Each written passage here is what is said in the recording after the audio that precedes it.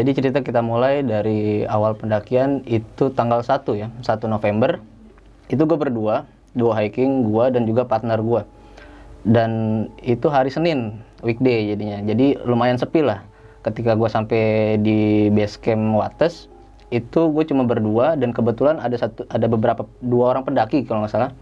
Dua orang pendaki baru turun dari Wates, Bang. Dan gue ketika registrasi di Wates, gue juga sempat tanya ke orang base camp, Bang, ada yang naik lagi nggak kira-kira hari ini? Kata dia belum ada, karena kebetulan waktu itu gue masih sampai situ pagi sekitar jam 7-an lah. Setelah kita registrasi, kita packing dulu, beres-beres. Setelah beres-beres semua, kita naik ojek, Bang, situ, Bang. Ojek itu sekitar 20.000 dari base camp Wates sampai gerbang pos 1 Gunung Prau via Wates. Kita langsung jalan dan sampai di gerbang itu sekitar jam 10, Bang. Kita foto-foto sebentar untuk dokumentasi, kita lanjut jalan sampai di pertengahan menuju pos 2 itu sekitar setengah 11 lah. Rehat sebentar, tiba-tiba turun gerimis, Bang, dari situ. Turun gerimis dan juga kabut juga mulai berdatangan situ. Jadi mulai ketutup kabut. Kita tetap lanjut jalan. Kita lanjut jalan sampai ketemu di pos 3, Bang. Nah, di pos 3 itu banyak akar-akar kan, dan di sebelah kirinya tuh ketika sampai di sana si partner gue ini emang kan orangnya agak sedikit sensitif dengan hal-hal yang seperti itu, ya kan. Ketika gue sampai di pos 3 dia sempat nyenggol gue, Bang, nyenggol gitu. Kita jangan lama-lama, dia bilang kayak gini, kita jangan lama-lama yuk di sini, langsung lanjut jalan lagi, kata dia gitu. Ya gue bilang bentar, rehat bentar lagi nih, atur nafas dulu, karena dia cerita di situ jadi kan jalur naik dari bawah ke kanan di pos 3 itu ke kanan, dan di sini ada pos mata air, Bang. Atasnya lagi tuh jembatan tanjakan cinta. Nah, di sebelah kirinya ini itu kan hutan agak sedikit rapat ya. Nah, dia ngelihat di sebelah situ ada sesosok, Bang. Sesosok laki-laki yang ngeliatin dia. Kayak gitu. Akhirnya kita lanjut jalan, ngelewatin pos mata air tadi. Sampailah di kita tanjakan cinta, Bang. Itu udah mulai reda hujannya, tapi masih gerimis, kabut masih tebal di situ. Kita jalan sampai di pertengahan tanjakan cinta. Si partner gue ini ngomong lagi, Bang, sama gue, Bang. Kayaknya ada orang deh di depan deh. Kata dia gitu kan. Sekilas tuh dia ngeliat. Dan gue juga mendengar suara kayak ada yang manggil gue, Bang. Yang gue aneh, manggil guanya ini pertama, Mas, dia bilang gitu, teriak, Mas. Ya gue sautin dong. Oh iya, Mas, gue bilang gitu. Dan gue bilang juga ke partner gue, oh iya berarti ada orang kali, kalau emang ada orang, gue bilang gitu kan, positive thinking aja kita. Kita jalan lagi, nggak lama dia manggil lagi, tapi yang bikin gue bener-bener aneh, dia manggil nama, Bang, nama gue. Jadi pertama kan dia bilang Mas gitu, ya gue wajarin dong, karena kebetulan tuh gunung di Jawa Tengah orang manggil Mas kan, kalau orang nggak kenal. Dan yang kedua yang gue heran, dia manggil nama Haikal. Itu jelas banget sumpah, dari kejauhan. Haikal, yang gue heran gitu, kok dia bisa tahu nama gue, sedangkan gue tanya tadi orang base camp, dia bilang nggak ada yang naik hari ini, dan hari ini yang naik pertama itu gue sama partner gue, Bang. Gue heran dong di situ, gue bilang siapa nih, pasan tadi nggak ada orang yang naik nih, dan juga nggak ada yang kenal gue di sini, gue bilang gitu kan sama partner gue. Terus si partner gue ini bilang, udah lanjut jalan aja deh, kata dia gitu, lanjut jalan aja, udah nggak usah didengerin kayak gitu, berarti itu bukan orang, kata dia gitu kan. Akhirnya gue lanjut jalan lagi. Setelah lewatin tanjakan cinta, di situ ada pertigaan, Bang. Namanya pertigaan Bukit Rindu. Kalau ke kiri itu ke bukit, di situ ada namanya Bukit Rindu. Dan di arah Bukit Rindu itu agak sedikit nanjak, dan partner gue di situ melihat, Bang, sosok laki-laki yang dia lihat tadi di pos 3. Akhirnya kita langsung buru-buru jalan lagi, kata dia, jalan aja, udah jalan, kata dia. Gue jalan lagi, agak sedikit nanjak. Setelah ngelewatin pertigaan Bukit Rindu itu ada semacam pertigaan lagi, kalau ke kiri ke Bukit Rindu lagi, tapi yang datarnya karena udah di atas, kita ke kanan, Bang, ke arah puncak. Karena target gue tuh ngecamp di puncak yang ada shelter area-nya dari via Patak Banteng, target gue ngecamp di situ. Gue jalan lagi, setelah nggak lama jalan itu ketemu sama Sunrise Camp, kalau nggak salah Sunrise Camp atau Pelang Puncak via Wates, via Wates. Kita ketemu situ, rehat sebentar, minum, karena udah lumayan capek juga kan, hujan, jadi tas keril jadi nambah beban. Kita lanjut jalan lagi, Bang.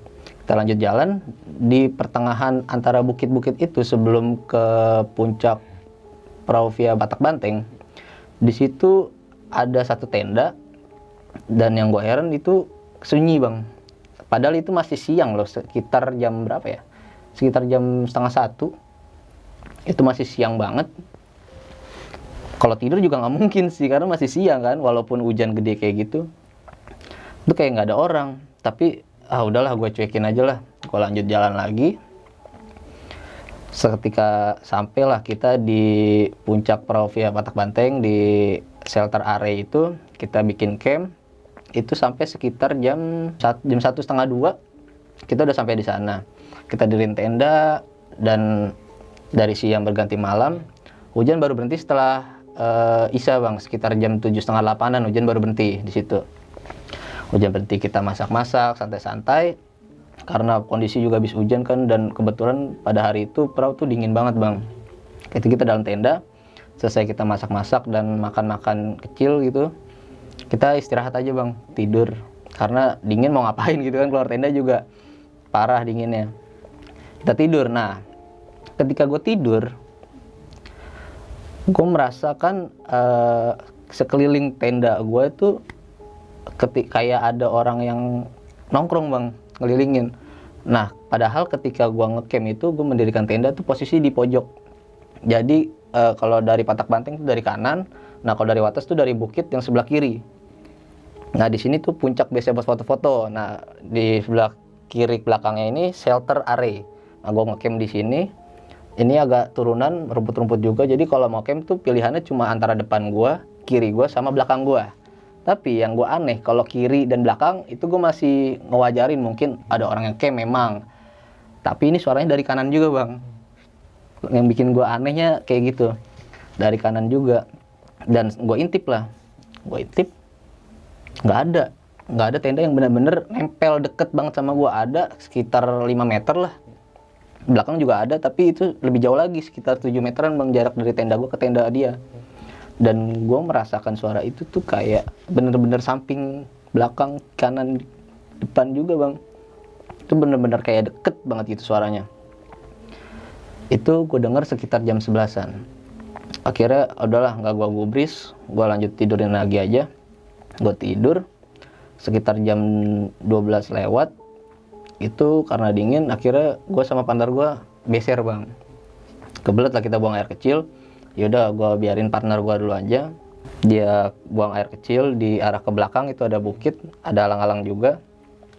Dia buang air kecil di situ. Setelah selesai, akhirnya gue gantian, gue buang air kecil di alang-alang situ juga, tapi nggak di tempat yang sama, agak geser. Di situ gue melihat ada sesosok pocong bang, dari kejauhan, dari belakang pohon yang di atas itu. Pocong itu ngadepnya ke gue. Itu pocong ngadep ke gue bang. Dan akhirnya gue buru-buruin aja sebisa gue dah gitu, gue buru-buruin aja. Yang awal sebenarnya itu gue buang air kecil belum beres ya kan, gue beres-beresin aja deh. Gue beres-beresin, gue balik ke tenda, gue ngomong sama partner gue, tadi aku buang air kecil ada yang ngeliatin tadi gitu. Gue bilang gitu. Terus dia juga bilang, sama aku juga ada yang ngeliatin. Udah ntar kita lanjut besok aja, pas udah turun ceritain laginya, kata dia gitu. Ya udah oke. Kita lanjut tidur. Sekitar jam 3 malam kita kebangun lagi bang. Bukan gua doang, kali ini gua sama partner gua kebangun. Kita kebangun yang pertama faktornya kalau secara nalar itu memang dingin, kebangun karena dingin. Tapi kalau nggak nalarnya itu kayak mendengar suara-suara gitu lagi bang, orang ngobrol di sekeliling tenda gua. Dan gua intip lagi, memang nggak ada yang benar-benar deket. Dan gua ngeliat depan ada yang baru naik, ada yang baru nyampe di puncak itu. Anehnya sih jam 3 malam gitu kan, masa dia baru nyampe, dia nge-trek jam berapa? Dari Patak Banteng lagi kan, Patak Banteng terbilang cepet kan, kalau ke perahu tuh paling sekitar 3 jam, berarti kalau udah nyampe jam 3, jam 12 dia naik, nggak mungkin. Akhirnya gue cuekin, gue lanjut tidur lagi lah. Gue lanjut tidur, bangun keesokan harinya. Di pagi harinya kita beraktivitas seperti biasa, masak-masak, foto-foto, sunrise gitu kan. Setelah kita foto-foto, segala macem masak, kita packing buat turun bang. Itu packing buat turun gue sekitar jam 10 pagi. Selesai gue packing, kita lanjut turun lewat jalur yang sama, lewat Wates, lewatin bukit-bukit dan jalur yang sama seperti kemarin gue naik. Dan gue merasa sebuah kejanggalan lagi di antara bukit-bukit itu. Sebelum gue nyampe di patok puncak Sunrise Camp, Prauvia Wates. Di antara bukit-bukit itu gue mendengar suara lagi. Ada yang memanggil gue dan suaranya itu sama persis dengan yang manggil gue di pas Tanjakan Cinta. Pertama dia manggil Mas.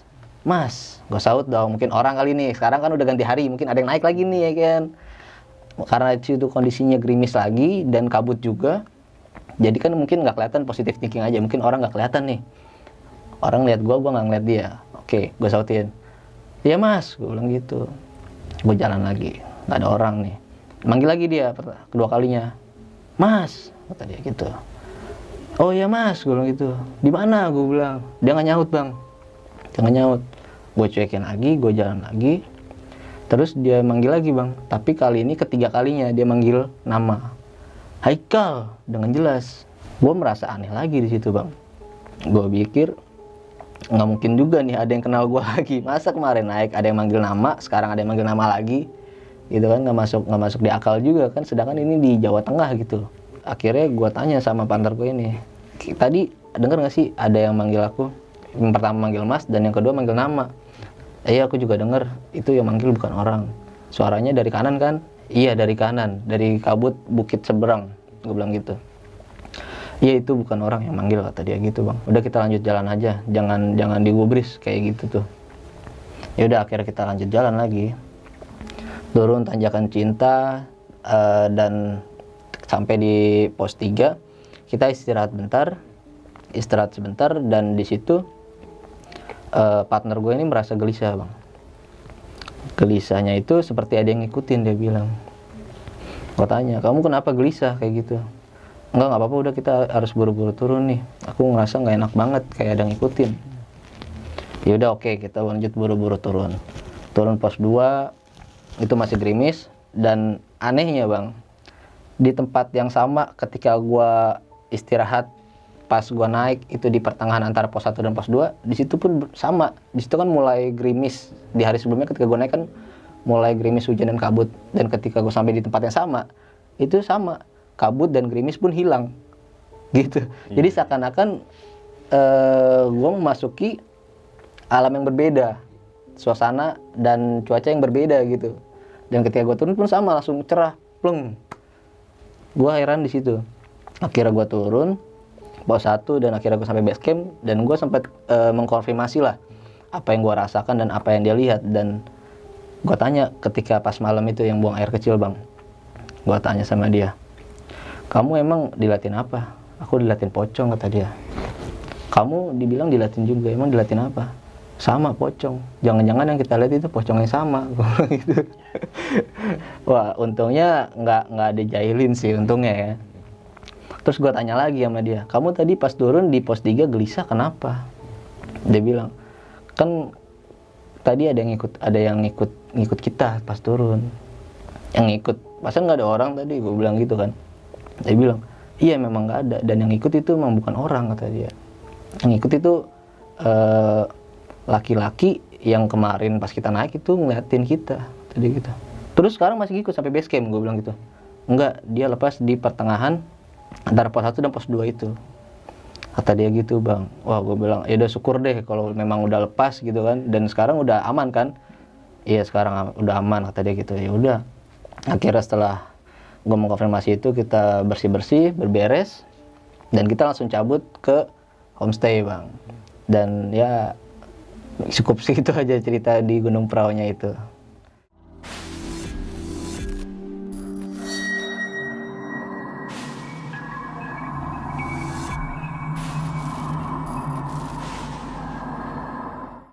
Nah, itu teman-teman semua cerita dari Bang Haikal nih ketika mendaki ke Gunung Prau, Bang ya. Iya, betul. Pada awal November tahun 2021. Dan saat itu melalui jalur Wates. Wates. Ya, Wates berarti daerah Temanggung, gitu kan. Betul. Dan memang ada beberapa kejadian yang berulang, Bang ya. Berulang ya, dan nggak cuma Bang Haikal aja yang ngerasain nih, tapi partner Bang Haikal juga merasakan hal yang sama. Betul. Kita bahas rentetan kejadian tersebut nih Bang. Boleh. Mungkin agak sedikit lompat juga. Jadi kan ada yang manggil nama Mas tuh Bang. Iya betul. Ini sih yang bikin penasaran nih. Aha. Mas, Ya emang kalau kita mendaki Gunung Jawa, Mas itu kata yang lebih dominan ya. Iya. Kalau kita nggak kenal, Betul. kecuali kalau daerah, Mas itu Jawa Tengah ya. Kalau Jawa Barat mungkin Bang gitu kan. Iya. Gitu. Bang. Kang, Tapi ya. ya Kang gitu. Tapi kalau Mas otomatis pendaki yang berpapasan mungkin, tegur sapa Betul, gitu kan. betul. Tapi saat itu kan ketika kesekian kalinya terus manggil nama Bang Haikal gitu. Iya. Itu sampai pulang itu Bang Haikal ngeliat gak orangnya tuh yang mana? Nah, gua itu nggak melihat sama sekali orangnya, Bang. Nggak sama sekali, berarti cuma suara aja? Dan gua rasa sih dari feeling gua itu yang manggil gua ini yang partner gua lihat di pos 3 dan yang sempat ngikutin. Dari feeling gua kayak gitu, Bang. Pos 3 itu ngeliat Si partner gue ini melihat sesosok laki-laki. laki-laki Iya. dan yang manggil itu juga suara laki-laki. Betul. Kecuali kalau suara cewek mungkin beda sosok. Mungkin beda, ya, mungkin. berasumsinya kita gitu. Tapi kalau suara kayak yang apa yang dilihat di pos 3 itu ya bisa jadi Bisa gitu kan. jadi. Dan itu kalau boleh tahu suaranya tuh agak ngebas kah atau Suaranya itu aja. kayak dibilang nggak bapak-bapak, nggak anak muda juga sih. Jadi sekitar umur 25-an lah. Anak muda lah, bisa dibilang anak muda. Remaja lah ya, anak Remaja. muda lah ya. Bisa dibilang sepantaran lah. Pantaran lah ya, karena manggilnya Mas ya. Ya itulah. Aduh. dan saat itu Bang Haikal mencoba lanjutin perjalanan, tidak mengubris itu Bang ya. Iya. Ketika sampai di tempat camp itu lagi kan ada satu tenda siang-siang ya itu ya. Iya, Tapi tenda keadaannya sunyi Bang. Iya, sunyi. Bener-bener nggak ada aktivitas dan juga nggak ada suara sama sekali, Bang. Karena posisi gua di trek jalur dengan tenda dia tuh nggak ada terlalu jauh padahal.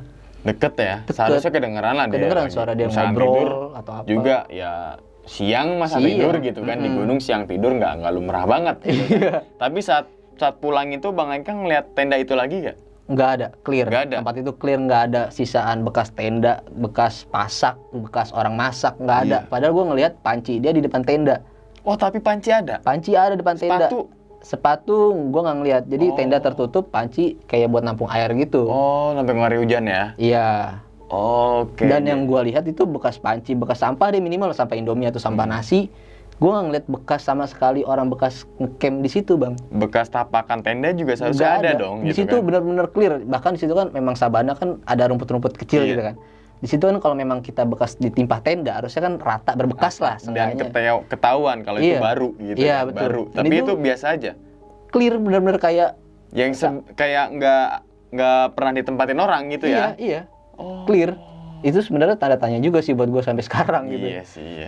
Jadi kayak gue bisa merasakan lah saat itu lah ketika kita nyampe terus tendanya sunyi gitu. Pas Iya. kita pulang, kok nggak ada bekas tenda gitu. Iya. Itu merasakan banget sih. Maksudnya bisa merasakan situasi saat itu gitu Bang. Nah kemudian yang kedua nih, bukan kedua tapi yang ketiga nih Bang, masalah yang di tempat camp. Apa tuh yang Masalah tempat camp yang seperti ada orang ngobrol, Oh, seperti iya. ada yang nongkrongin gitu kan. Memang saat sebelah kiri itu ada tenda Bang, ya, tapi jaraknya 5 meter. Iya. Sekitar 5 meter lah, itu 5 meter tuh kalau lokasi tenda sangat ideal banget, soalnya agak jauh gitu. Iya, bener. Kita ngobrol pun nggak kedengeran. Heeh. Kecuali kalau kita tenda jarak semeter, ngobrol antar tenda tuh kedengeran lah. Iya, itu pun kadang harus teriak gitu. Betul. Woi, mana nasi gitu Ah, kan. iya. Nah, tapi ini yang dirasakan oleh Bang Haikal tuh dia ngobrolin apa sih Bang? Atau cuma gitu gua? Gue nggak dengar terlalu jelas, jadi kayak samar-samar gitu Bang. Tapi itu gue jelas banget suaranya deket Deket dari dari tenda gue. Jadi Tendanya Bang bener-bener Haikal? kayak sebelahan. Biasanya kan tenda kan kalau ada talinya tuh buat dipasak lagi buat ngencengin takut ada angin. Iya. Nah dia tuh kayak bener-bener di posisinya di situ Bang. Jadi bener-bener sebelahan. Di situ. Di situ benar-benar kayak sebelahan. Dan yang gua heran lagi di kanan gua kan gua bilang tadi agak turunan dan Iya. juga semak-semak. Iya. Ada pohon juga di situ. Di situ ada suara juga. Tapi ketika saat itu ada tenda juga tapi agak jauh. Di kanan nggak ada Bang. Oh, enggak ada sebelah kiri. Ada kiri sama belakang. Belakang. Pun lebih jauh. Lebih jauh sekitar lebih dari 5 meter, Bang ya. Iya. Ya, seperti itulah teman-teman semua kalau naik gunung tuh banyak sekali cerita, Bang ya. Benar, Banyak benar, sekali benar. pengalaman dan kita berikutnya lagi, Bang. Yang keempat masalah buang air kecil. Iya betul. Ketika saat itu kan pater Bang Haikal dulu ya yang keluar duluan ya, terus masuk terus digantikan dengan Bang Haikal, namun posisinya sama tapi beda tempat untuk ngeluarinnya nih. Iya ibaratnya Pohon sebelah-sebelahan A, lah. pohon Iya, B gitu betul, kan, betul, pohon betul. A, pohon B. Bang Haikal ini pohon B, pater ini pohon A gitu kan. Ah. saat itu Bang Haikal ngelihat suatu sosok yang bisa dibilang yang dibungkus itulah pocong gitu kan. Sebut merek aja udah. Pocong gitu. Ntar takutnya di endorse pocong Bang sini. Iya, makanya. Enakan pocong yang masuk di endorse ya kan. Nah, ada pocong yang memang ngeliatin Bang Haikal. Iya, betul. Yang jadi pertanyaannya adalah pocong itu full badan atau memang dia ngintip di sela-sela pohon? Nah, jadi posisinya tuh dia nggak ngintip di sela-sela pohon, jadi situ kan ada semacam kayak semak-semak. Iya. Jadi setengah badan aja yang kelihatan, bawahnya ketutup semak-semak, Bang. Yang setengah badan tuh kaki di atas. Nggak mungkin dong. Nggak mungkin ya? Nggak mungkin, dia Berarti freestyle palanya gitu. itu, pocong bogel. Bisa jadi. Pocong bogel jangan-jangan Bang. Bisa jadi. Soalnya kan semak-semak, terutama di Gunung Prau nggak mungkin tingginya itu setinggi kita ya. Iya, nggak mungkin. Pasti setengahnya. Nah, kalau setengahnya kelihatan dari pocong itu, berarti kan kakinya kan pendek. Iya. Pocong bogel. Bisa jadi. Jadi kan? Bisa jadi. Tapi sosok pocong itu Bang Haikal ngeliat jelas nggak mukanya kah, kainnya kah, warna? Kalau mukanya gue nggak terlihat jelas ya Bang, karena memang di situ kabut dan jaraknya memang nggak terlalu dekat juga sih, jadi agak lumayan jauh. Gue jadi ngeliat samar-samar itu ya pocong seperti pada umumnya berkain putih. Dibungkus itu ya, diikat nasi uduk. Iya, kayak lemper lah. Lemper. Iya. Dan itu nggak cuma Bang Haikal aja kan ya betul. yang lihat sosok itu ya, tapi Betul. partner Bang Haikal juga sama. Betul, Tempatnya sama. Tempatnya sama. Posisi pocong itu sama. Sama.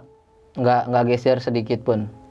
Oh. Karena jadi ceritanya ketika partner gue ini mau buang air kecil, gue sorotin dulu lapaknya nih, gue cari lapak buat dia. Jadi gue tahu ada di situ, gue sebelahnya, kayak gitu.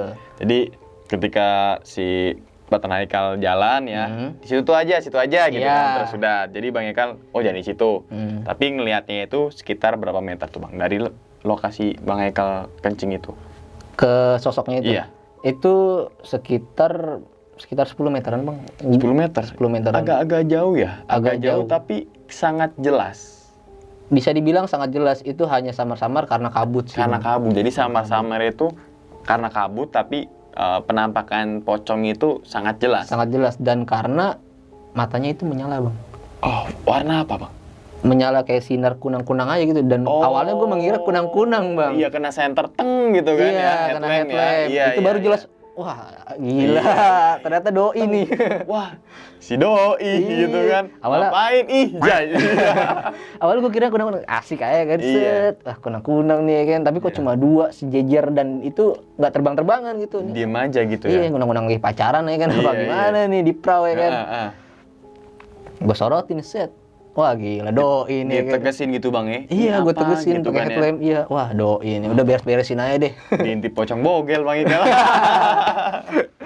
Oke, dan nggak cuma itu aja teman-teman semua yang tadi juga turun juga menjelaskan bahwasanya partner Bang Haikal ini ada sedikit gelisah. Iya. Gelisahnya bukan geli-geli basah, bukan, Beda. tapi beda. Gelisah itu merasa nggak nyaman Bang ya, merasa ada sesuatu yang apa ya, bikin kita tuh merasa teng gitu. Jadi kayak gelisah, nimbulin rasa gelisah. Dan ketika ini kan diceritain ketika sampai base camp ya, menceritakan semuanya tuh saat dialami. Yang tadi udah sinkron bahwasanya masalah pocong bogel gitu kan. Terus yang kedua masalah yang diikuti nih Bang dari pos 3 ya kalau nggak salah ya. Awal dia ngelihat itu dari pos 3 Bang. Dan lepas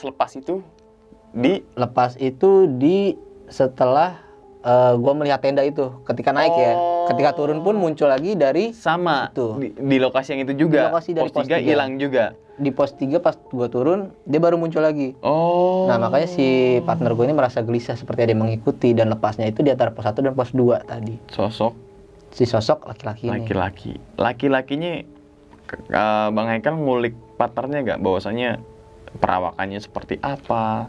Laki-lakinya itu sebenarnya kalau dibilang perawakannya seperti orang Jawa sih ya. Orang Jawa, apakah pakaiannya kayak pakaian Jawa kah? Enggak, pakaiannya seperti pakaian kita normal pada umumnya, tapi pakaiannya bukan pendaki Bang.